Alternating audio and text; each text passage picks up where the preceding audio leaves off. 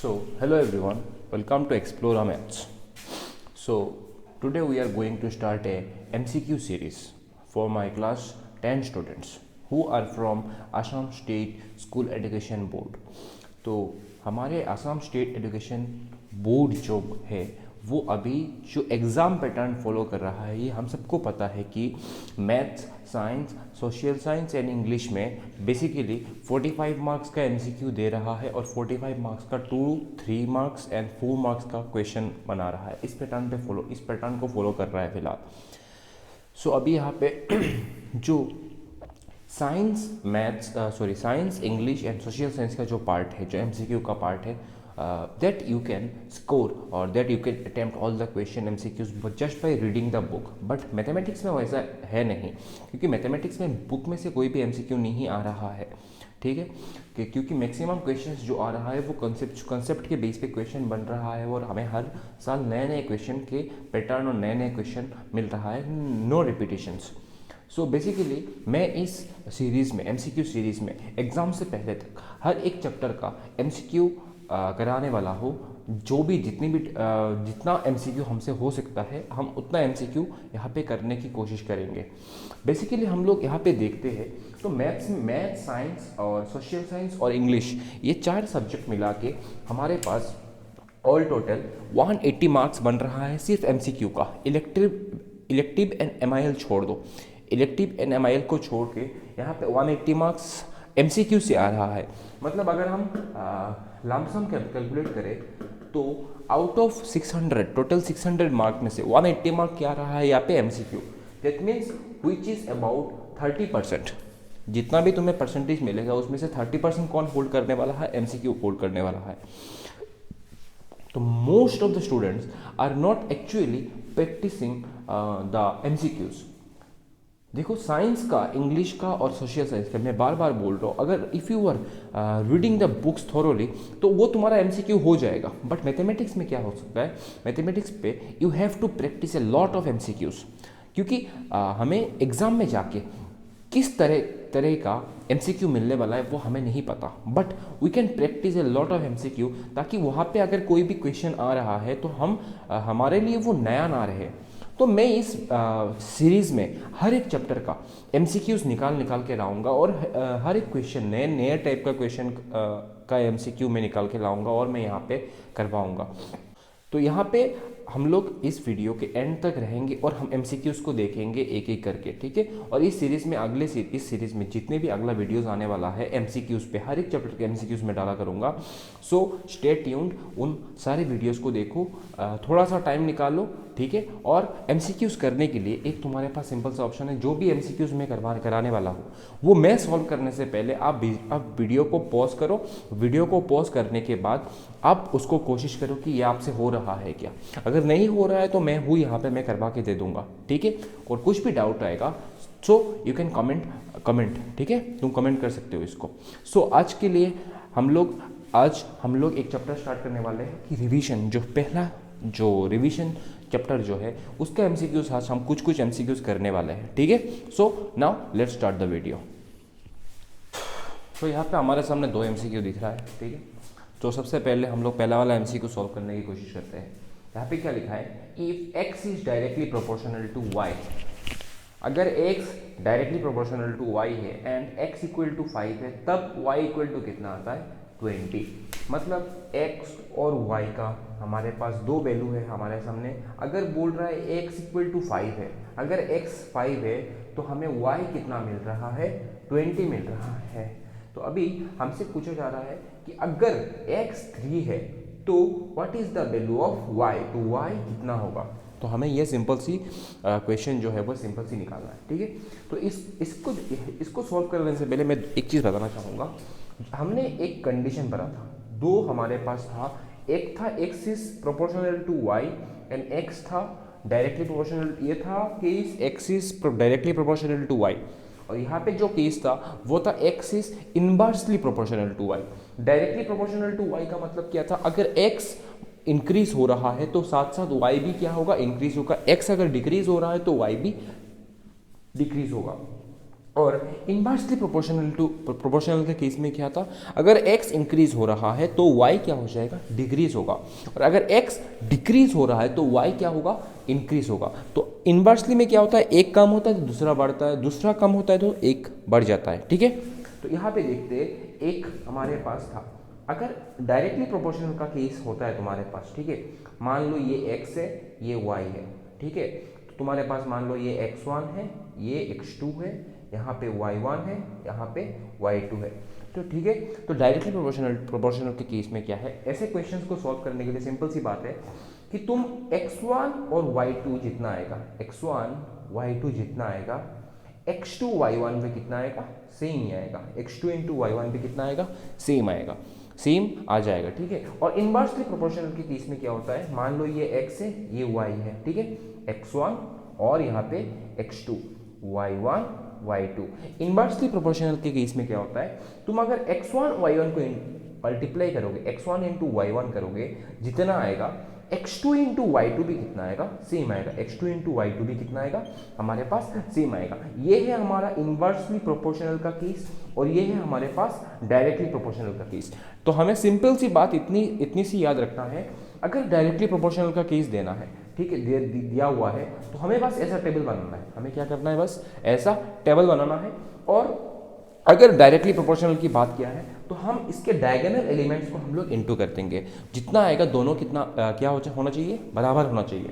वहीं पे inversely proportional के केस में क्या होता है, x1 और y1 को मल्टीप्लाई कर दो, जितना आएगा x1 into y1, x2 into y2 भी कितना आएगा, सेम आएगा। ठीक है, तो यहाँ पे हमारे पास कंडीशन क्या दिया हुआ है, डायरेक्टली प्रोपोर्शनल का, कि x is directly proportional to y। ठीक है, तो यहाँ पे हमें बोल रहा है x 5 है, y 20 है, तो x 3 होगा तो y कितना होगा। तो ये डायरेक्टली प्रोपोर्शनल का सिंपल सा केस है। हम लोग क्या करेंगे, मान लो ये क्या है, y2, ठीक है, हम क्या करेंगे, यहाँ पे 5 और y2 को मल्टीप्लाई कर देंगे, 5 और y2 को मल्टीप्लाई कर देंगे, और सिंपल सी बात है 3 और 20 को क्या कर देंगे, डायगोनली मल्टीप्लाई कर देंगे। अगर यहाँ पे हम लोग निकालना चाहे तो y2 इक्वल टू कितना आएगा, 3 इंटू 20, 5 इंटू है, राइट साइड में जाएगा, डिवाइड हो जाएगा, 5 1 जा 5, 5 4 जा 20, तो कितना आ रहा है, 3 4 जा that is 12। So the option is a, the correct option is a. तो ये था डायरेक्टली प्रोपोर्शनल का। ठीक है, इनवर्सली आएगा तो क्या कर दोगे तुम, 5 और 20 को मल्टीप्लाई कर दोगे, 3 और y2 को मल्टीप्लाई कर दोगे, आंसर दोनों बराबर आ जाएगा। ठीक है, वहां से तुम y2 निकाल सकते हो, जैसे मैंने यहाँ पे निकाला है। तो यहाँ पे दूसरे क्वेश्चन पे आते हैं। The standard form of 0.000064। ठीक है, तो ऐसे चीजों को आसानी से कर सकते हो, इतना हेडेक लेने की जरूरत नहीं है। 0.0064, वहीं पे अगर एक नंबर होता तुम्हारे पास ऐसे 25000000, ठीक है, यहाँ पे सिंपल सी बात है पॉइंट्स की, किसकी बात है, पॉइंट का केस है। ठीक है, देखो यहाँ पे पॉइंट लेफ्ट में है, पॉइंट को उठाना है और ऐसे जगह पे रखना है। ठीक है, ऐसे जगह पे रखना है जहाँ पे पॉइंट के लेफ्ट साइड में सिर्फ एक नंबर होना चाहिए। ठीक है, अभी यहाँ पे देखो पॉइंट लेफ्ट में है, इसको और लेफ्ट में ले जाने का कोई मतलब नहीं है, क्योंकि लेफ्ट में और नंबर है ही नहीं। नंबर किस तरफ है, हमारे पास राइट साइड में है, यहाँ पे 64 जो नंबर दिख रहा है। अभी पॉइंट को लाके कहाँ पे रखना है, पॉइंट को लाके ऐसे जगह पे रखना है जहाँ पे रखने के बाद इसके लेफ्ट साइड में सिर्फ एक ही पॉइंट रहेगा, मतलब 6। यहाँ पे नंबर हमारे पास क्या है, 0 को निकाल देंगे तो नंबर रहेगा 64। ठीक है, 64। तो पॉइंट को रखना कहाँ पे है, यहाँ पे रखेंगे। क्यों, क्योंकि हमारा कंडीशन ये है कि पॉइंट के लेफ्ट साइड में सिर्फ एक नंबर होना चाहिए। पॉइंट के लेफ्ट साइड में क्या होना चाहिए, सिर्फ एक नंबर। अभी लगाओ इंटू 10, ये हर बार इंटू 10 जो है वो हर बार सेम ही आएगा। तो हमें पता है, देखो यहाँ पे अगर तुम पॉइंट को, यहाँ पे पॉइंट को तुम लेफ्ट से राइट की तरफ ला रहे हो, पॉइंट को कहाँ से, देखो यहाँ पे लेफ्ट पे था, इसको मैंने राइट की तरफ लेके आया, तो तुम्हारा जो पावर है, जो पावर है वो क्या हो जाएगा, निगेटिव में आएगा। क्या आएगा, निगेटिव में आएगा। किसका पावर, 10 का पावर। यहाँ पे 10 के पावर में कुछ आएगा ना, वो निगेटिव में आएगा। और वहीं पे मान लो यहाँ पे पॉइंट दिख रहा है, क्या नहीं दिख रहा है, तो पॉइंट नहीं दिख रहा है तो हम इसको यहाँ पे ऐसे लिख सकते हैं 0.00। ठीक है, अब इसको यहाँ पे कैसे लाएंगे, कहाँ पे लाएंगे, 2 के सामने। कहा, किसके सामने, 2 के सामने। तो यहाँ पे देखो पॉइंट क्या हो रहा है, राइट से लेफ्ट पे जा रहा है, राइट पे था, इसको हमने राइट से उठाया और इसको हमने लेफ्ट, इसको हम लेफ्ट पे लेके आ गए, ठीक है। और कहाँ पे रखना है, ऐसी जगह पे रखना है जहाँ पे रखने के बाद लेफ्ट में कितना नंबर होना चाहिए, सिर्फ लेफ्ट पॉइंट के लेफ्ट साइड में सिर्फ एक नंबर होना चाहिए। तो हम लोग इस पॉइंट को उठाएंगे, उठा के ला के रख देंगे 2 के सामने, ठीक है। तो 2 के सामने रखने से क्या होता है, देखो पॉइंट के लेफ्ट साइड में जो है वो 2 और 2 के पास देखो पॉइंट के लेफ्ट साइड में सिर्फ और सिर्फ एक ही नंबर है, दैट इज 2। और उसके बाद क्या आएगा 5 इंटू 10 हर जगह पे आएगा, स्टैंडर्ड फॉर्म में इंटू 10 हर जगह पे आएगा। अब यहाँ पे ध्यान देने वाली बात यह है कि 10 का पावर पॉजिटिव आएगा या नेगेटिव आएगा। सिंपल सी मैंने बात कहा है, अगर लेफ्ट से राइट आ रहा है तो पावर नेगेटिव, और अगर राइट से लेफ्ट, तुम राइट से लेफ्ट पे लेके जा रहे हो तो तुम्हारा पावर जो है वो पावर आएगा तुम्हारा पॉजिटिव। पावर क्या आ जाएगा, पॉजिटिव आ जाएगा। दैट मीन्स यहाँ पे पॉजिटिव पावर आएगा। अब कितना आएगा पावर, पॉजिटिव हो या नेगेटिव हो, कितना आएगा, तो देखो यहाँ पे तुमने कितना घर शिफ्ट किया पॉइंट को, कितने प्लेसेस तुमने इसको पॉइंट को शिफ्ट किया। देखो पॉइंट यहाँ पे था, एक घर, 2 3 4 5, इसको कितना घर शिफ्ट किया, 5 घर, मतलब इसका पावर कितना आएगा, 10 का पावर कितना आएगा 5। अब ये पॉजिटिव आएगा नेगेटिव आएगा, लेफ्ट से राइट पे आया, लेफ्ट से राइट पे आएगा तो पावर नेगेटिव में रहेगा, ठीक है। और दूसरी जगह पे यहाँ पे 2.5 into 10 to the power, power कितना आएगा, देखो तुमने पॉइंट को कितना घर शिफ्ट किया, देखो 1 2 3 4 5 6 7, तो कितना घर शिफ्ट किया हमने 7, कितना घर शिफ्ट किया 7 प्लेसेस हमने इसको शिफ्ट किया।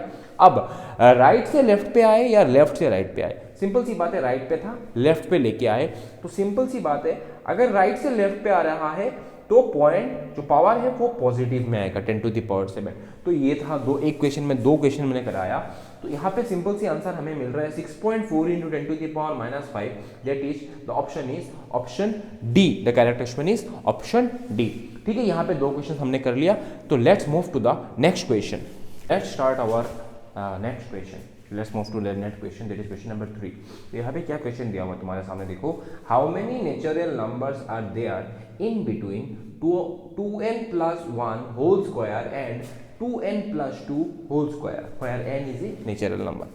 तो इस क्वेश्चन पे सॉल्व करने से पहले इस क्वेश्चन को हम लोग समझ लेते हैं। देखो हमने एक चीज पढ़ा था, बिटवीन 2 कंसेक्यूटिव नंबर, देखो between 2 consecutive square of 2 consecutive number, मान लो एक नंबर है n, तो इसके ठीक अगले वाला क्या आ जाएगा हमारे पास n प्लस 1, ठीक है। मान लो अभी हमारे पास 2 है, 2 का ठीक अगला वाला नंबर क्या आ जाएगा 2 प्लस 1 दैट इज 3, 3 का नेक्स्ट क्या आएगा 3 प्लस 1 दैट इज 4। तो एक नंबर अगर हमारे पास n है तो दूसरा नंबर ठीक नेक्स्ट नंबर क्या आ जाएगा n प्लस 1, ठीक है। तो अगर इन दोनों का स्क्वायर किया जाए, अगर इन दोनों का स्क्वायर किया जाए तो इन दोनों के स्क्वायर करने के बाद इनका कुछ ना कुछ नया वैल्यू आने वाला है।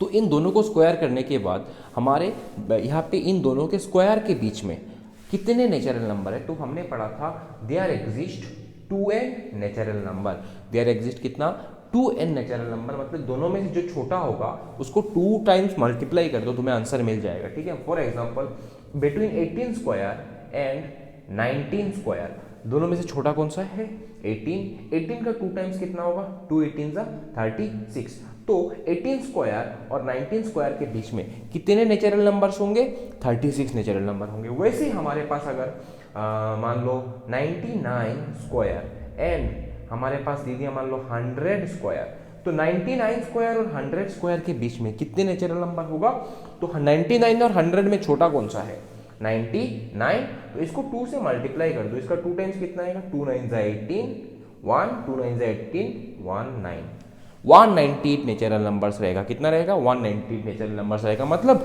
2 कंसेक्यूटिव नेचुरल नंबर को अगर हम स्क्वायर करेंगे तो उनके स्क्वायर के बीच में कितने नेचुरल नंबर रहेगा, जो छोटा है उसका 2 टाइम्स, ठीक है। तो यहाँ पे हमारे पास 2 नेचुरल नंबर दिया हुआ है, एक है 2n plus 1 whole square and दूसरा है देखो 2n प्लस 2 होल स्क्वायर, ठीक है। तो ये 2n प्लस 1 का ठीक नेक्स्ट नंबर क्या होगा 2n प्लस 2, ठीक है। तो दोनों में से छोटा कौन सा है, ऑब्वियसली हमें दिख रहा है 2n प्लस 1, तो इसका 2 टाइम्स, तो ऑप्शन में कौन सा हो रहा है, देखो 2n प्लस 1 का 2 टाइम्स, मतलब हमें क्लियरली दिख रहा है ऑप्शन सी।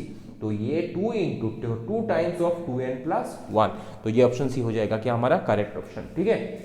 तो option question number 4, question number 4 में क्या लिखा हुआ है, देखो क्वेश्चन नंबर 4 में लिखा हुआ है what is the common factor, यहाँ पे तीनों का कॉमन फैक्टर क्या आएगा, तो देखो सिंपल सी बात है 3x³ y³ मतलब क्या है 3 into x into x into x into y into y into y, ठीक है, एक्सपांड करेंगे और x 10x³ y², 10x³ y² मतलब क्या है 10 into x into x into x into y into y. और लास्ट नंबर कौन सा बचा है हमारे पास 6x² y² z equal to 6 into x into x into y into z। देखो अब पहली बात तो नंबर्स में से कुछ भी कॉमन नहीं आ रहा है, क्योंकि यहाँ पे 3 है, यहाँ पे 6 है, कॉमन आ सकता था बट बीच में क्या आ गया 10 का जो प्राइम फैक्टराइजेशन है वो 2 इंटू 5 है, तो कुछ भी कॉमन नहीं आ रहा है नंबर में से। तो हम चेक करेंगे वेरिएबल में क्या कॉमन आ रहा है। देखो एक एक्स कॉमन आ रहा है तीनों में, ठीक है, यहाँ पे भी एक से और एक एक्स कॉमन आ रहा है, यहाँ पे 2 एक्स है हमारे पास बट यहाँ पे और कोई भी एक्स नहीं बचा हुआ है, बट यहाँ पे y है, यहाँ पे y है और यहाँ पे भी y है, तो एक y मिल गया हमें, ठीक है, तो यहाँ पे भी y है, यहाँ पे भी y है और यहाँ पे दूसरा y मिल चुका है हमें और दूसरा y कॉमन मिल चुका है। अब इस यहाँ पे y है, यहाँ पे y नहीं बचा, यहाँ पे z है, इन दोनों में z नहीं है, तो हमारे पास कॉमन क्या बचा यहाँ पे x into x that is x² and y into y that is y²। So we can see that our correct option is x² y², ठीक है, तो ये बहुत आसान से थे। Let's move to the next question. So our next question that is question number 5, यहाँ पे पूछा गया है हमसे कि what is the value of square root of 1764 minus cube root of 1331। Cube root की बात करें यहाँ पे हमें पता है कि 1331 क्यूब रूट है 11 का, 1331 किसका क्यूब रूट है 11 का। दिक्कत यहाँ पे ये है कि 1764 का जो स्क्वायर रूट है वो हमें नहीं पता, तो यहाँ पे जाहिर सी बात है स्क्वायर रूट निकालने के लिए we have to choose the long division method. हमारे पास लॉन्ग डिवीजन मेथड है स्क्वायर रूट निकालने के लिए, बस उतना टाइम हमारे पास नहीं है और हमें स्क्वायर रूट सिर्फ 20 तक पता है, स्क्वायर का जो टेबल है वो हमें सिर्फ 20 तक पता है। तो इसको इस शॉर्ट मेथड में कम टाइम में कैसे निकालें, देखो सिंपल सी बात है, हमें किसका स्क्वायर रूट निकालना है 1764 का। तो सबसे पहला काम ये करेंगे हम लोग 1764 को 2 हिस्सों में बांट देंगे, ठीक है, 2 पेयरिंग करेंगे, 2 का पेयरिंग करेंगे, 2 का ग्रुपिंग करेंगे। हमने कर दिया 64 एक आया, 17 एक आया। अब 64 तुम्हें बता के देखा, यहाँ पे 64 जो है वो तुम्हें बता के देगा कि इसका स्क्वायर रूट का यूनिट प्लेस में कितना आएगा, ठीक है। तो सबसे पहली बात देखो 4, सबसे पहला क्वेश्चन ये है कि 4 कौन से नंबर के स्क्वायर में आता है, दैट इज 0 से 9 तक हर एक नंबर का स्क्वायर हमें याद है। तो 4 कौन से नंबर का स्क्वायर का यूनिट प्लेस पे आता है वो हमें पता है कि एक है हमारे पास 2 एंड दूसरा है हमारे पास 8। 2 का स्क्वायर 4 एंड 8 का स्क्वायर दैट इज 64, तो यूनिट प्लेस में 4 आ रहा है। अच्छा ठीक है, अब इन दोनों में से कौन सा होगा बाद में देखते हैं। अब 17 जो है यहाँ पे दूसरा ग्रुप है। अब देखो 17 कौन से नंबर का स्क्वायर पे कौन से स्क्वायर के बीच में आता है, तो हमें पता है that is 4 square and 5 square के बीच में आता है, that is 4 square 16 and 5 square 25। तो 17 जो है वो 16 और 25 के बीच में आता है। नाउ द पॉइंट इज देखो दोनों में से लेना किसको है, छोटे वाले को, छोटा 4 और 5 में छोटा कौन सा है 4। तो अब हम दोनों के साथ को 2 के साथ और 8 के साथ 4 लिख देंगे। अब दिक्कत यहाँ पे ये है 42 का स्क्वायर है या 48 का स्क्वायर, ये भी पता चल जाएगा कैसे। देखो 4 स्क्वायर कितना होता है 16 और 5 स्क्वायर कितना होता है 25, है ना। अब यहाँ पे बताओ मुझे ये जो 17 है ये 4 के 16 के पास है या 25 के पास है। जाहिर सी बात है कि ये 17 जो है वो 16 के पास है। तो देखो हमें कौन सा लेना है, छोटा वाला लेना है। किसका लेना है, छोटा वाला लेना है, क्योंकि ये 4 स्क्वायर के ज़्यादा पास है। किसके पास है 17 जो है 4 स्क्वायर के ज़्यादा पास है, तो हमें छोटा वाला लेना है, ठीक है। तो कौन सा लेंगे हम लोग 42। तो हमें मिल चुका है यहाँ पे square root of 1764 minus cube root of 1331। Square root of 1764 मिल चुका है हमें 42 माइनस क्यूब रूट ऑफ 1331 मतलब हमें पता है 11, 42 से 11 जाएगा, कितना रहेगा हमारे पास 31. So we can see clearly see that the correct option is option D, that is 31. अब आते हैं यहाँ पे, x and y are two quantities, x और y दो क्वांटिटी है, और ऐसा है कि x इंटू वाई जो है वो एक कांस्टेंट आ रहा है. वो क्या आ रहा है? एक कांस्टेंट. तो अब पूछा जा रहा है कि हमें पूछा जा रहा है कि x और y के बीच में इन चारों में से कौन सा रिलेशन है, डायरेक्टली प्रोपोर्शनल है या इनवर्सली प्रोपोर्शनल है, क्या है. ठीक है. सो अगर x is directly proportional to y होता है, ठीक है, तो जब हमें सामने साइंस में पढ़ा था, जब प्रोपोर्शनलिटी साइन को हम उठाते हैं, निकाल देते हैं, तो इक्वल टू लगाते हैं. ठीक है, इक्वल्स लगाते हैं, और साथ में एक हमें कांस्टेंट लिखना पड़ता है. जब प्रोपोर्शनलिटी साइन हट जाता है तो साथ में एक कांस्टेंट आता है. तो x equal to k y मिल गया. यहाँ पे हमें मिल सकता है x by y equal to k. तो एक k क्या है हमें पता है, k जो है वो एक कांस्टेंट होता है. k जो होता है क्या होता है? कांस्टेंट. तो अगर डायरेक्टली प्रोपोर्शनल होता तो x by y, x divided by y equal to constant term आता. ठीक है, तो ये तो नहीं होगा. तो दूसरा ऑप्शन क्या है? या तो मैं भी ये इनवर्सली प्रोपोर्शनल हो सकता है. तो यहाँ पे देखो फिर से प्रोपोर्शनलिटी साइन हटाएंगे, इक्वल टू आएगा, और साथ में एक कांस्टेंट टर्म आएगा, और साथ में क्या है? 1 बाई वाई. अभी अगर y को मैं लेफ्ट साइड में भेज रहा हूं तो y डिवाइड में है, तो लेफ्ट साइड में जाएगा तो क्या हो जाएगा? मल्टीप्लाई. और राइट साइड में क्या रहेगा? k into 1 that is k. तो यहाँ पे दिख रहा है k क्या है हमारे पास? k हमें पता है that k is a constant. तो x into y equal to constant, कौन से कांस्टेंट है? मतलब हमारे पास x और y के बीच में रिलेशन क्या है? रिलेशन ये है कि x is inversely proportional to y. तो the correct option is C. ठीक है, तो हर एक क्वेश्चन जब भी तुम्हारे सामने आएगा, यू हैव फ्यू सेकेंड्स, उस वक्त तुम्हें क्या करना है? वीडियो को पॉज करना है and you have to solve the problem by yourself. और वीडियो के एंडिंग में बताना कि तुमने टोटल जितने नंबर ऑफ क्वेश्चन किया उसमें से तुमने कितना सही क्वेश्चन सॉल्व किया और तुमसे कितना नहीं हुआ. और जो भी नहीं होगा वो तो मैं करवा के दूंगा, और जो होगा वो भी मैं करवा के दूंगा. ठीक है. Our next question is 5% can finish work in 5 days, then how one worker can finish the work in how many days. मतलब 5 जन मिलके एक काम को 5 दिन में कंप्लीट कर रहे हैं. तो एक जन अगर है, 5 जन नहीं है, मान लो हमारे पास सिर्फ एक जन है, तो वो कितने दिन में कंप्लीट करेगा. तो ये केस हमें पहले सोचना पड़ेगा कि ये डायरेक्टली प्रोपोर्शनल का केस है या इन्वर्सली प्रोपोर्शनल का केस है. तो सिंपल सी बात है यहाँ पे ये इन्वर्सली. क्यों? देखो, मान लो नंबर ऑफ तुम वर्कर को बढ़ा रहे हो, ठीक है, 5 से तुमने 10 कर दिया, नंबर ऑफ वर्कर तुमने ज़्यादा कर दिया, तो दिन कम लगेगा. ठीक है, मान लो if you are digging a well, तुम्हें एक कुआं खोदना है, ठीक है, तो अगर दो जन खोदना शुरू करेंगे उसको, तो ज़्यादा दिन लगेगा. तुम नंबर ऑफ पर्सन बढ़ा दो, 5 कर दो, नंबर ऑफ डेज और थोड़ा कम लगेगा. 10 जन कर दो और थोड़ा कम लगेगा. और अगर तुम नंबर ऑफ वर्कर्स को तुम कम कर रहे हो तो तुम्हारा नंबर ऑफ डेज क्या हो जाएगा? बढ़ जाएगा, है ना. तो मतलब यहाँ पे वर्कर को बढ़ाएंगे तो डेज कम हो रहा है, और वर्कर को कम कर देंगे तो डेज क्या हो रहा है? ज़्यादा लग रहा है हमें. ठीक है, तो मतलब इन्वर्सली प्रोपोर्शनल का केस है. तो सिंपल सी बात है, हम लोग क्या बनाएंगे यहाँ पे हम लोग we are going to make a table.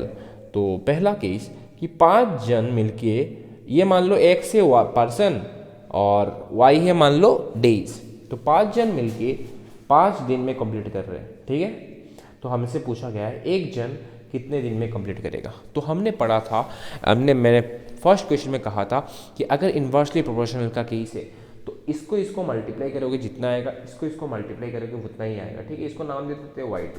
तो यहाँ पे क्या आएगा? 5 into 5 equal to 1 into y2, that is कितना आएगा? 5 5 सा 25 and 1 into y2 that is y2. That means एक जन इस काम को कितने दिन में कंप्लीट करेगा? 25 डेज में. ठीक है, नेक्स्ट देखते हैं. ये बहुत ही इंटरेस्टिंग क्वेश्चन है. देखो यहाँ पे 16 और इसके पावर में क्या है? 1/4 minus cube root of 343 plus 5 root 243 और माइनस स्क्वायर रूट 196. अब देखो स्क्वायर रूट मतलब क्या है? स्क्वायर रूट एक्स मतलब क्या है? एक्स के पावर में 1/2. ठीक है, क्यूब रूट x मतलब क्या है, x के पावर में 1/3, और अगर यहाँ पे 4 आ रहा है तो x के पावर में क्या आएगा 1/4, और अगर 5 आ रहा है तो क्या आएगा x के पावर में 1/5। तो लेट्स डू इट सिंपल, ठीक है।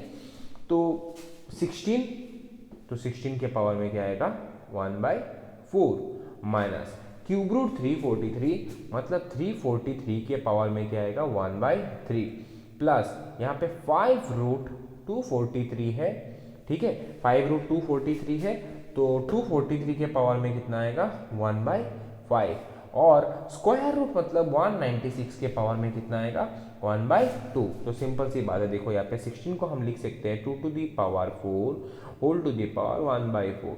343 को हम लोग लिख सकते हैं, 43 को क्या लिख सकते हैं हम लोग, 3 3 9, 9 3 27, 27 3 81, 81 3 343 है ना। तो देखो 343 को अगर हम प्राइम फैक्टराइजेशन करेंगे तो कितना आएगा, 3 1 3, 3 1 3, और नहीं 3 से तो नहीं जाएगा, ये 3 से तो बिल्कुल भी नहीं आएगा। 7 क्यूब कितना है, 343 है 1/3, सॉरी गलती हो गया।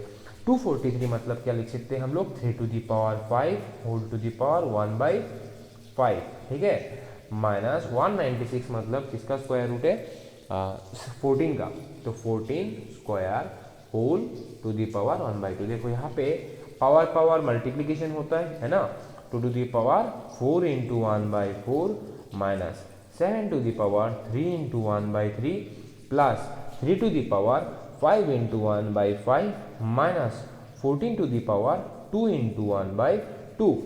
तो देखो 4 कैंसिल हो गया, 3 कैंसिल हो गया, 5 कैंसिल हो गया, 2 कैंसिल हो गया, हमारे पास क्या रहेगा 2 to the power 1 minus 7 to the power 1 plus 3 to the power 1 minus 14 to the power 1।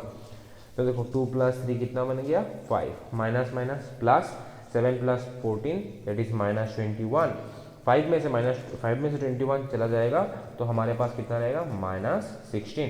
So what is the answer, the correct option is -16।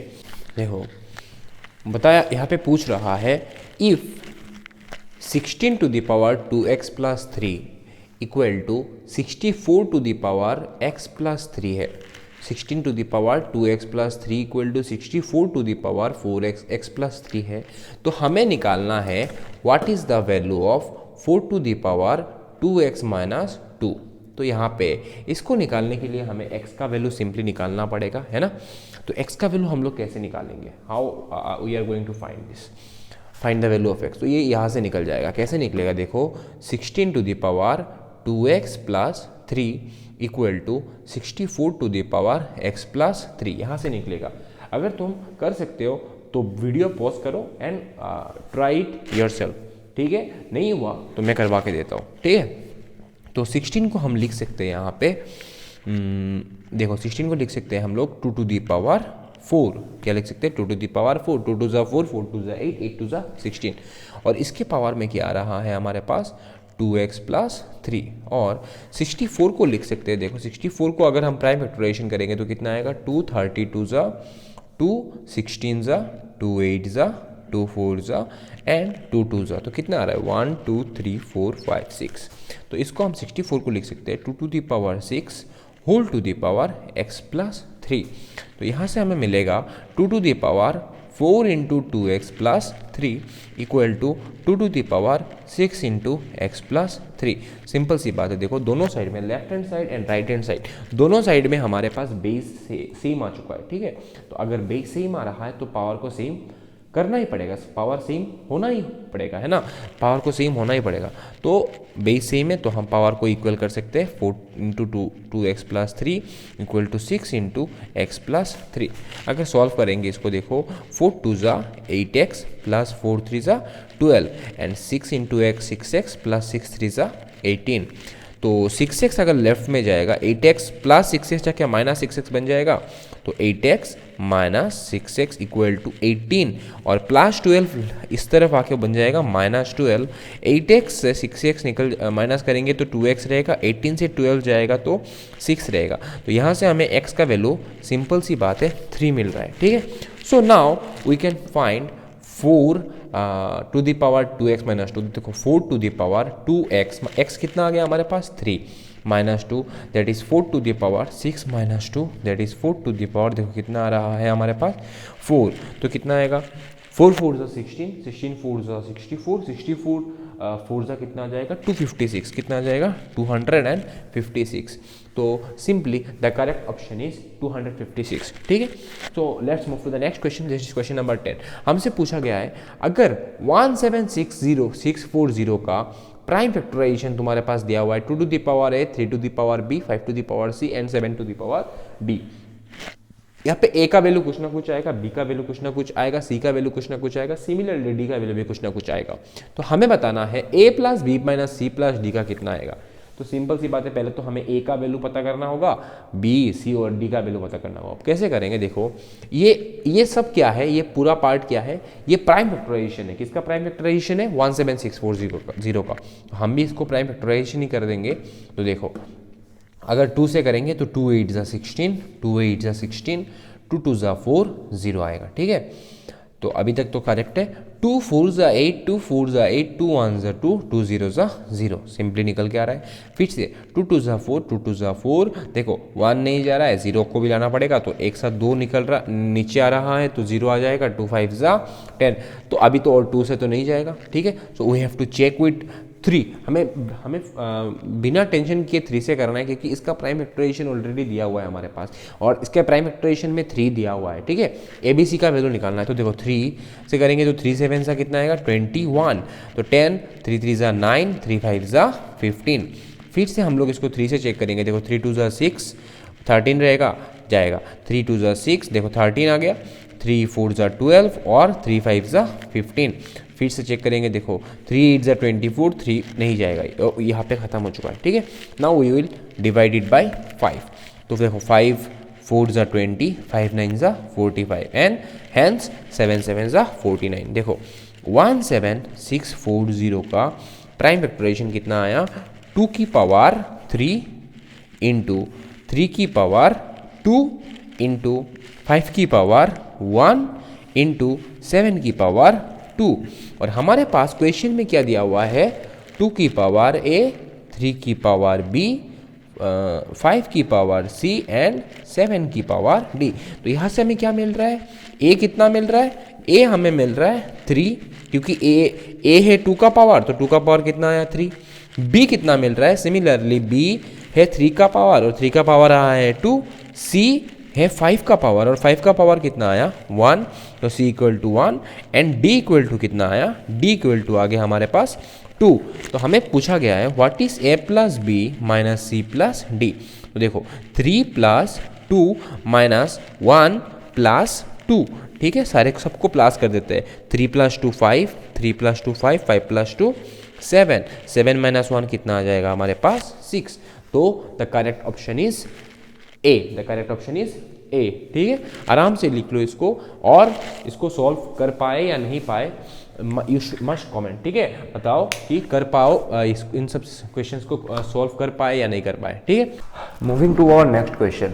सो यहाँ पे नेक्स्ट क्वेश्चन क्या बताया जा रहा है हमें, यहाँ पे नेक्स्ट क्वेश्चन पूछ रहा है कि इफ, अगर हमारे पास दिया हुआ है if x equal to y to the power a, एक चीज दिया हुआ है हमारे पास x equal to y to the power a, दूसरा चीज गिवन है y equal to z to the power b, और तीसरा दिया हुआ है z equal to x to the power c। तो हमें सिंपल सी बात पूछी जा रही है कि what is the value of a into b into c, a into b into c कितना आएगा, a into b into c कितना आएगा, ठीक है। तो इसको सॉल्व करने के लिए हम लोग क्या करेंगे, इसको सिंपल सी बात है, देखो यहाँ पे सबसे पहला चीज गिवन जो है हमारे पास x equal to y to the power है, ठीक है। अभी यहाँ पे देखो x इक्वल टू क्या निकल के आ रहा है, y का वैल्यू क्या दिया हुआ है हमारे पास, y का वैल्यू दिया हुआ है z to the power b, y का वैल्यू हमारे पास दिया हुआ है z to the power b। y के जगह पे यहाँ पे y जहां पे है वहां पे z to the power b रख देंगे, y का जो वैल्यू दिया हुआ है, और y के ऊपर पावर क्या था a, तो हम इसके ऊपर क्या लगा देंगे a लगा देंगे, ठीक है। तो यहां से हमें निकल के आ रहा है, यहां से हमें आंसर मिल रहा है। अभी कितना रहेगा हमारे पास z टू दी पावर, देखो ये ऐसा बन गया a to the power m whole to the power n, तो ऐसे केस में हम लोग क्या करते हैं, a to the power m into n, power क्या होता है, मल्टीप्लाई हो जाता है, तो यहाँ पे भी पावर मल्टीप्लाई हो जाएगा, b इंटू ए कितना लिख सकते हैं हम लोग, ए बी लिख सकते हैं, ठीक है। और सिंपल सी बात है यहाँ पे x इक्वल टू, देखो z का वैल्यू भी दिया रखा है, z का वैल्यू कितना दे रखा है, x to the power c, तो यहां पे z की जगह पे हम लोग रख देंगे x to the power c, और उसके ऊपर z के पावर के ऊपर क्या दिया रखा है, a इंटू बी, तो यहां से हमें क्या मिल रहा है, देखो x टू दी पावर, फिर से ये वही केस बन गया m to the power n, a to the power m whole to the power n, तो पावर क्या हो जाएगा, मल्टीप्लाई हो जाएगा, तो ab इंटू सी कितना बन जाएगा, x to the power a b c, ठीक है। तो अब देखो इक्वेशन बन चुका है, एक इक्वेशन के लेफ्ट साइड में भी x है और राइट साइड में भी x है, दोनों तरफ LHS और RHS में जो बेस है वो बेस सेम आ चुका है, तो बेस सेम है मतलब इसका पावर भी क्या आ जाएगा, ऑब्वियसली 1 आ जाएगा, तो बेस सेम है तो पावर कितना आ जाएगा, 1 equal to a b c, तो ABC कितना आ गया, 1 आ चुका है, ABC कितना आ चुका है, 1 आ चुका है, so our answer is, correct option is b equal to 1, ठीक है, ABC इक्वल टू 1। तो यहां पे हमारे पास दो क्वेश्चन दिख रहा है और दोनों क्वेश्चन जो है वो रेशियो में से है, रेशियो एंड प्रोपोर्शन, ठीक है, तो रेशियो एंड प्रोपोर्शन में से है। तो पहला क्वेश्चन देखो कैसे सॉल्व कर सकते हैं, ऐसे क्वेश्चन अगर आ रहे हैं तो हम लोग ऐसे क्वेश्चंस को हम लोग कैसे अप्रोच कर सकते हैं, ऐसे क्वेश्चंस को हम लोग कैसे सॉल्व कर सकते हैं। तो पहला क्वेश्चन जो है वो हम लोग देखते हैं क्या लिखा है। देखो तीन चीजें गिवन है, A:B, B:C और C:D, तीन चीजें हमारे पास दिया हुआ है, ठीक है। पहला क्या दिया हुआ है, A:B, कितना दे रखा है, देखो 2:3, ठीक है। दूसरा क्या दे रखा है हमें, B:C, मतलब कितना दे रखा है, 5:4, ठीक है। और the last one is C:D, C:D कितना दे रखा है हमारे पास, 3:7, ठीक है। तो मैं A:B इक्वल टू 2:3 को लिख सकता हूं A/B इक्वल टू 2/3, ठीक है। B:C को लिख सकते हैं हम लोग B/C इक्वल टू 5/4, और सिमिलरली C:D को लिख सकते हैं C/D इक्वल टू 3/7, ठीक है। तो अब सबसे इंपॉर्टेंट सी बात है, यहां पे देखो, देखने में लग रहा है 2:3:4:5 आ जाएगा आराम से, ठीक है, 2:3:5:4 ये देखने में काफी सही लग रहा है, ठीक है, बट ये गलत है। क्यों, क्योंकि यहां पे देखो मान सबके साथ हम लोग एक के ज्वाइन कर लेते हैं, ठीक है, रेशियो है, हमने रेशियो को डिवाइड में कन्वर्ट कर दिया, फ्रैक्शन में कन्वर्ट कर दिया, तो क्या लिख देते हैं। देखो यहां पे b कितना दिख रहा है तुम्हें, 3k, बट यहां पे b कितना है, 5k, यहां पे c कितना है, 3k, और यहां पे c कितना है, 4k, तो डिफरेंट, तो सबको सेम करना होगा, ठीक है। तो सेम कैसे करेंगे, तो ये बहुत ही आसान है, ये सिंपल सेम कैसे करना है, ठीक है। देखो सेम कैसे करते हैं, देखो इसको, यहां पे b कितना है, 5k, और यहां पे b कितना है, 3k, तो 3k को और 5k को अगर सेम करना है तो 3k के साथ क्या कर देंगे हम लोग, एक 5 को मल्टीप्लाई कर देंगे, और 5k को 5k के साथ हम लोग क्या मल्टीप्लाई कर देंगे, 3 मल्टीप्लाई कर देंगे, ठीक है। तो फ्रैक्शन के सिर्फ ऊपर साइड पे मल्टीप्लाई करोगे तो वो तो गलत हो जाएगा, तो हमें ऊपर और नीचे न्यूमरेटर एंड डिनोमिनेटर में दोनों जगह पे क्या करना होगा, मल्टीप्लाई करना होगा सेम नंबर से। तो कर दिया, तो कितना आएगा, 2k into 5 that is 10k, b 3k into 5 that is कितना आ गया, 15k, और यहां पे कितना आएगा, देखो 5k into 3 that is 15k, 4k into 3 कितना आ गया, 12k। देखो यहां पे अभी तुम्हें क्या मिल रहा है, a कितना मिल रहा है, a मिल रहा है तुम्हें 10k, ठीक है, a कितना मिल रहा है तुम्हें 10k, ठीक है, और b कितना मिल रहा है तुम्हें, यहां पे b कितना मिल रहा है, b मिल रहा है तुम्हें 15k, कितना मिल रहा है तुम्हें, b 15k मिल चुका है। तो देखो यहां पे भी b 15k है, यहां पे भी b कितना है, 15k है, तो दोनों जगह सेम हो गया। तो अभी क्या बाकी है, c को इक्वल करना, c यहां पे कितना है, देखो 12k, बट यहां पे कितना है, 3k, तो 3k को हम लोग 12k कैसे बना सकते हैं, ऊपर नीचे क्या मल्टीप्लाई कर देंगे, 4 मल्टीप्लाई कर देंगे, तो क्या बन जाएगा, 4 3 12k और 4 7 28k। तो यहां से भी तुम देख सकते हो c कितना मिल चुका है तुम्हें दोनों जगह पे, यहां पे भी c 12k है, यहां पे भी c कितना है, 12k, और d कितना मिला है हमें, d इक्वल टू 28k। तो बताओ A:B:C:D क्या लिख सकते हैं, a कितना है 10k b कितना है 15k c कितना है हमारे पास 12k और d कितना है 28k। तो सब में से हम लोग k को काट देंगे, यहाँ से कैंसिल आउट कर देंगे।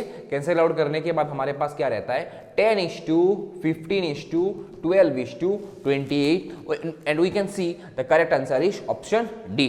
क्लियर, बात समझ में आया? तो इस तरीके का क्वेश्चन आ रहा है। तो 3 अलग अलग रेशियो दे रखा है, तो हम इसको इक्वल कैसे करेंगे? और A:B:C बोलेगा या A:B:C:D बोल रहा है, वो हम डिपेंड करता है क्या निकालना है क्या निकालना है। तो इस ऐसे क्वेश्चंस को सॉल्व कैसे करते हैं, इसी अप्रोच से सॉल्व करेंगे। ठीक है, तो अभी हमारे पास दूसरा क्वेश्चन ये है, देखो 3 times of A equal to 9 times of B equal to 6 times of C हमारे पास दे रखा है।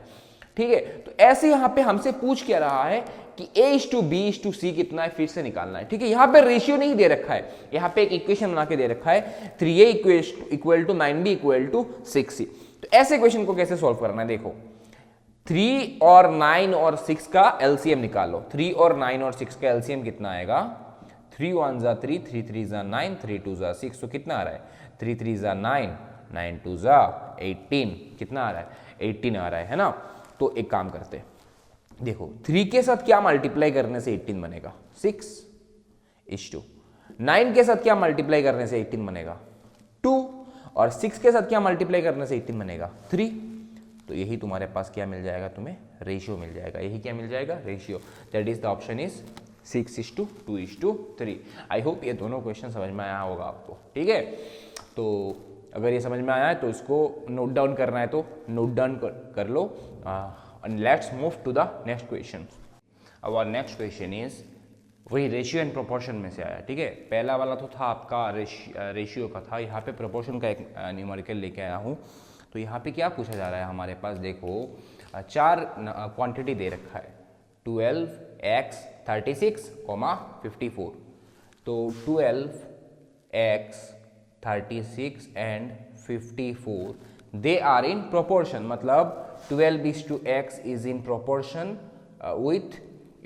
विथ 36:54। मतलब 12:x का जितना वैल्यू आएगा 36:54 का भी क्या आएगा? सेम वैल्यू आएगा। तो ऐसे केसेस में हम लोग क्या करते हैं, जनरली ऐसे केसेस में क्या करते हैं देखो इन बीच में जो होता है हम लोग क्या लिखते हैं इसको, हम लोग इनको बोलते हैं मीन। क्या बोलते हैं? मीन। और लास्ट में जो होते हैं, मतलब इस तरीके एंडिंग में, यहाँ पे लेफ्ट साइड में एंडिंग में क्या है 12, तो इसको हम लोग बोलेंगे एक्सट्रीम। और राइट साइड के एंडिंग में हम लोग क्या बोलते हैं, इसको भी हम क्या बोल सकते हैं, एक्सट्रीम बोलेंगे। ठीक है, तो यहाँ पे एक चीज है, हमने क्लास 7 8 9 पे, हमने 8 पे जनरली होता है रेशियो एंड प्रोपोर्शन, वहां पे हमने पढ़ा था अगर 4 क्वांटिटी, अगर if 4 quantities are in proportion then the product of mean is equal to product of extreme. अगर 4 क्वांटिटी हमारे